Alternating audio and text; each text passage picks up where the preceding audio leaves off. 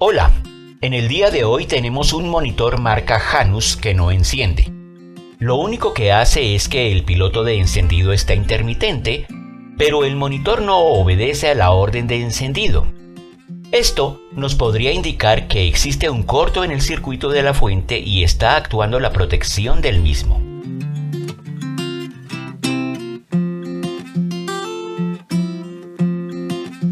Procedemos a desarmarlo para comenzar a hacer las mediciones respectivas en las diferentes etapas de la fuente switcheada, tanto en el área caliente como a la salida del chopper, pero sorprendentemente encontramos los voltajes normales en estas etapas.